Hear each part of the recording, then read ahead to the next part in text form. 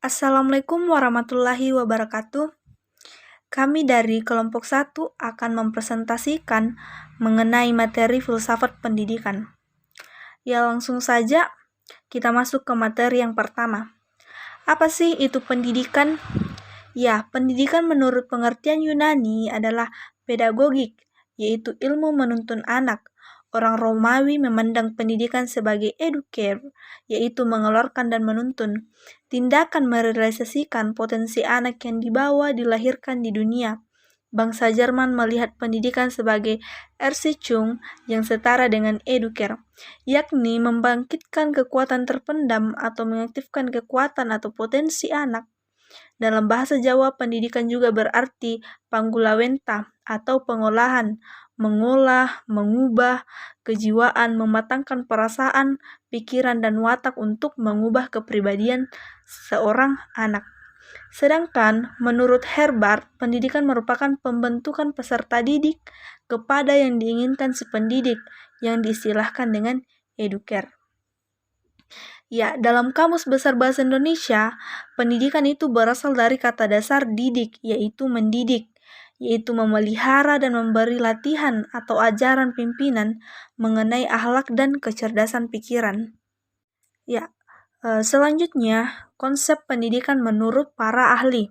Di sini ada beberapa pengertian pendidikan menurut para ahli. Yang pertama, menurut Ki Hajar Dewantara, mengartikan pendidikan sebagai upaya untuk memajukan budi pekerti, pikiran serta jasmani anak agar dapat memajukan kesempurnaan hidup dan menghidupkan anak yang selaras dengan alam dan masyarakatnya.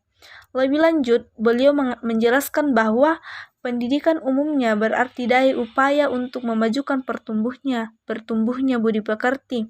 Maksudnya, budi pekerti ini itu kekuatan batin atau karakter, pikiran atau intelek, dan tubuh anak. Dalam pengertian taman siswa tidak boleh dipisah-pisahkan.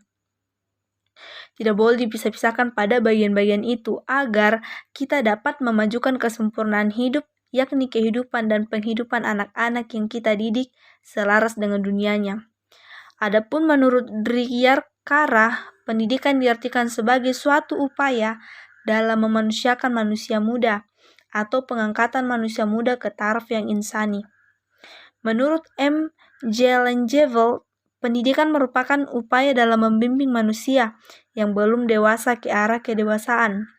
Pendidikan adalah suatu usaha dalam menolong anak untuk melakukan tugas-tugas hidupnya agar mandiri dan bertanggung jawab secara susila. Pendidikan juga diartikan sebagai usaha untuk mencapai penentuan diri dan tanggung jawab.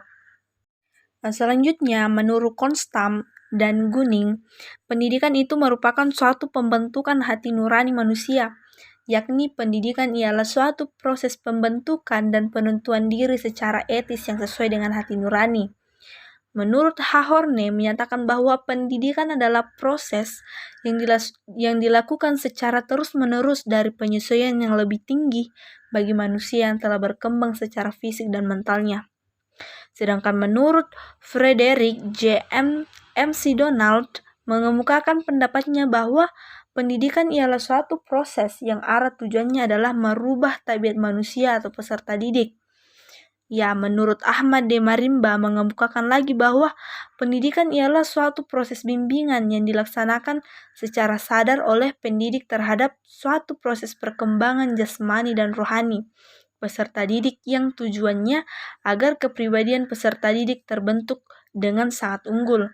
Kepribadian yang dimaksud ini bermakna cukup dalam, yaitu pribadi yang tidak hanya pintar, pandai secara akademis saja, tetapi baik juga secara karakter. Sedangkan pendidikan menurut Ensiklopedia Indonesia menjelaskan mengenai pendidikan yaitu sebagai proses membimbing manusia atau anak didik dari kegelapan, ketidaktahuan, kebodohan, dan kecerdasan pengetahuan.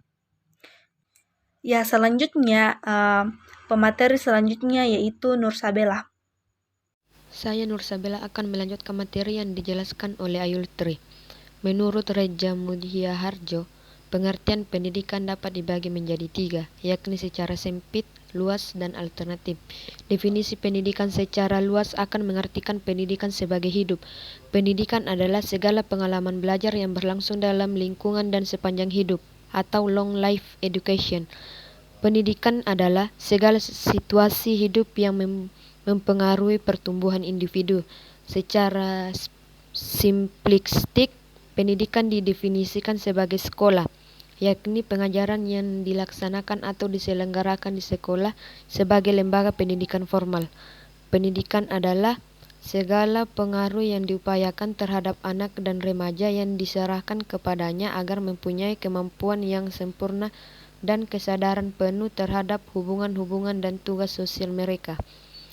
Makna pendidikan secara sederhana dapat diartikan sebagai usaha manusia untuk membina kepribadiannya sesuai dengan nilai-nilai di dalam masyarakat dan kebudayaannya. Dengan demikian, bagaimanapun sederhananya peradaban suatu masyarakat, di dalamnya terjadi atau berlangsung suatu proses pendidikan. Karena itulah sering dinyatakan pendidikan telah ada sepanjang peradaban umat manusia. Pendidikan pada hakikatnya merupakan usaha manusia melestarikan hidupnya. Pendidikan merupakan bimbingan atau pertolongan yang diberikan oleh orang dewasa kepada perkembangan anak untuk mencapai kedewasaannya dengan tujuan agar anak cukup cakap melaksanakan tugas hidupnya sendiri, tidak dengan bantuan orang lain.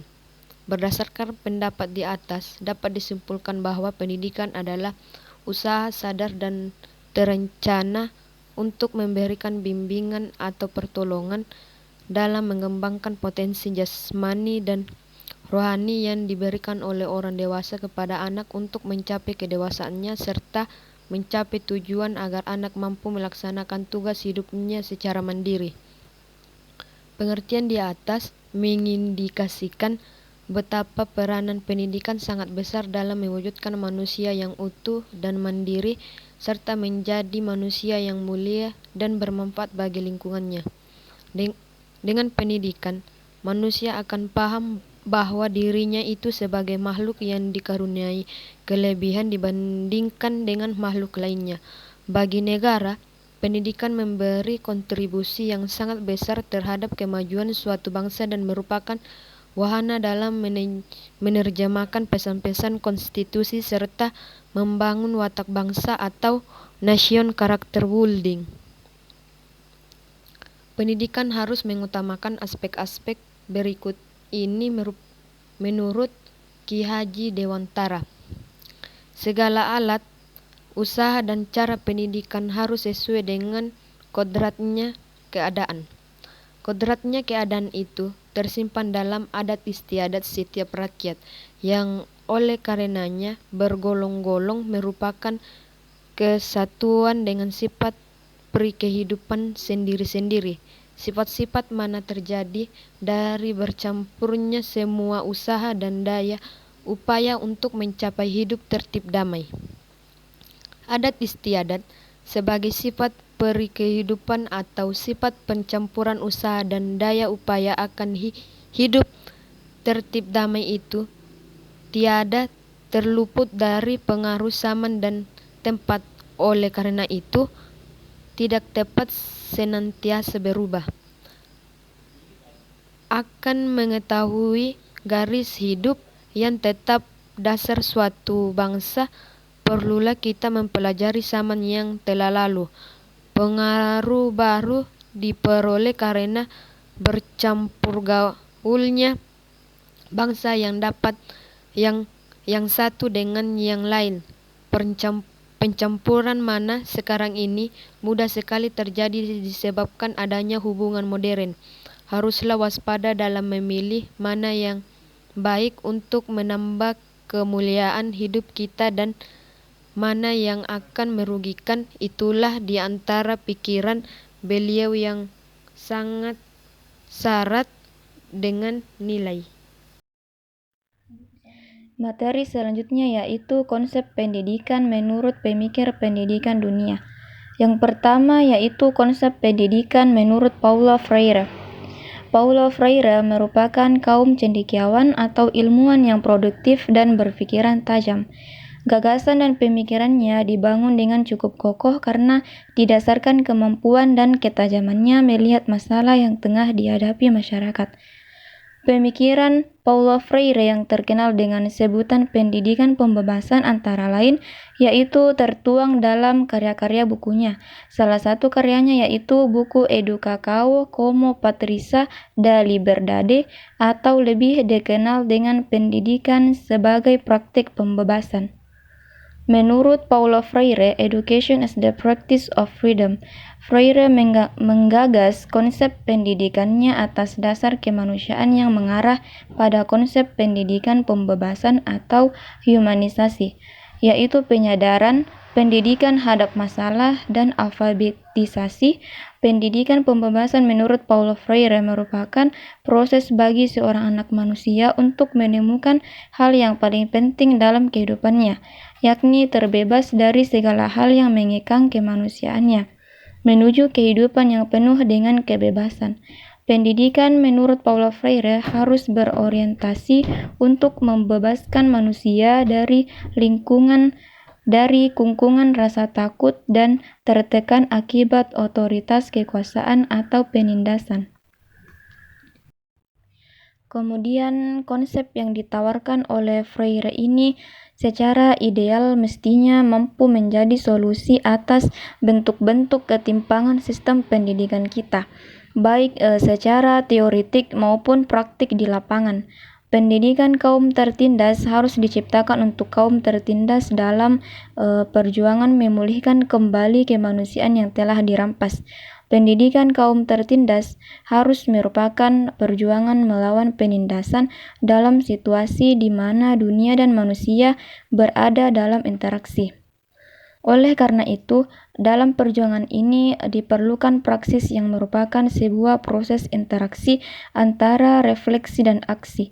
Salah satu faktor penting dalam gerakan pembebasan tersebut adalah perkembangan kesadaran. Freire menyebutkan bahwa sistem pendidikan yang pernah ada dan mapan selama ini dapat diibaratkan sebagai sebuah bank. Dalam sistem ini, anak didik adalah objek investasi dan sumber deposito potensial. Mereka tidak berbeda dengan komoditas ekonomis lainnya yang lazim dikenal. Depositor atau investornya adalah para guru yang mewakili lembaga kemasyarakatan yang berkuasa. Sementara depositonya merupakan pengetahuan yang diajarkan kepada anak didik. Freire percaya bahwa tugas utama sistem pendidikan itu adalah reproduksi ideologi kelas dominan sebagai alat mempertahankan kekuasaan mereka. Anak didik pun lantas diperlakukan sebagai bejana kosong yang akan diisi sebagai sarana tabungan atau penanaman modal ilmu pengetahuan yang akan dipetik hasilnya kelak. Kemudian menurut Paulo Freire, tujuan pendidikan yang membebaskan yaitu Freire berpendapat bahwa pendidikan yang membebaskan memang harus dijadikan sebagai pendidikan humanis dan libertarian atau merdeka. Untuk itu, maka pendidikan harus menjadi jalan menuju pembebasan umat manusia, karena tujuan tertinggi manusia adalah humanisasi. Sedangkan humanisasi dalam pengertian Freire bukanlah pencarian kebebasan individu semata, melainkan karena tujuan humanisasi sosial. Kemudian komponen pendidikan yang membebaskan yaitu yang pertama, guru atau pendidik. Tugas para pendidik progresif revolusioner menurut Freire membuka kesempatan dan menumbuhkan harapan kepada peserta didik. Di samping itu juga bisa mencarikan cara yang tepat bagi peserta didik untuk belajar dan bantuan yang paling tepat dan bisa ditawarkan kepada peserta didik, sehingga mereka dapat memerankan diri sebagai subjek belajar selama mengikuti pendidikan untuk memberantas buta huruf. Yang kedua, peserta didik.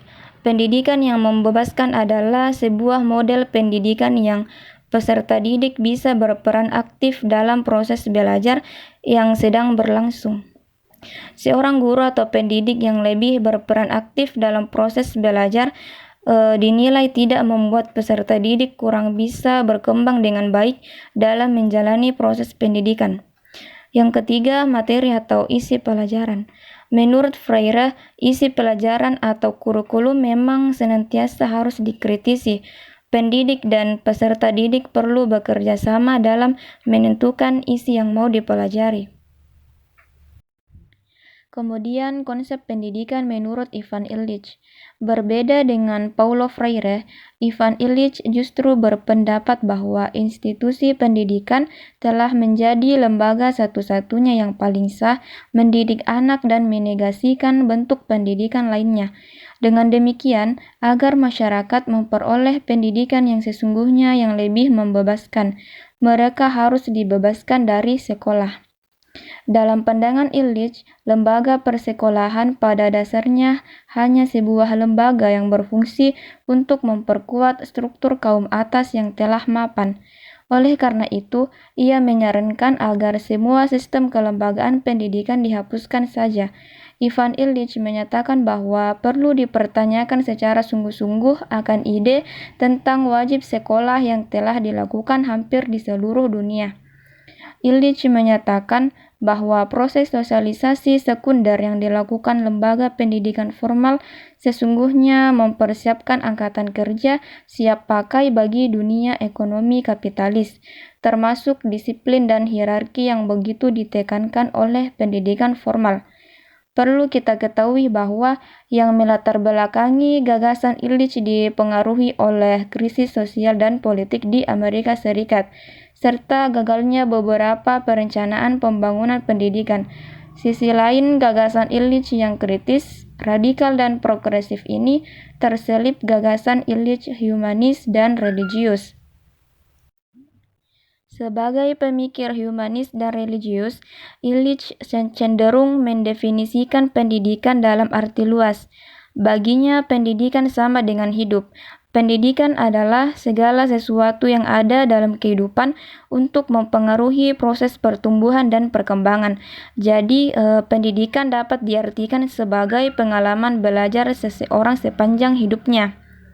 Tentang tujuan pendidikan, Ivan Illich berpendapat bahwa suatu sistem pendidikan yang baik harus mempunyai 3 tujuan, yaitu yang pertama, memberi kesempatan semua orang untuk bebas dan mudah memperoleh sumber belajar pada setiap saat. Yang kedua, memungkinkan semua orang yang ingin memberikan pengetahuan mereka kepada orang lain dapat dengan mudah melakukannya. Demikian pula bagi yang ingin mendapatkannya.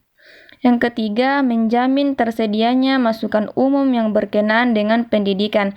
Jadi, sistem semacam itu menuntut agar jaminan pendidikan menurut konstitusi benar-benar ditegakkan.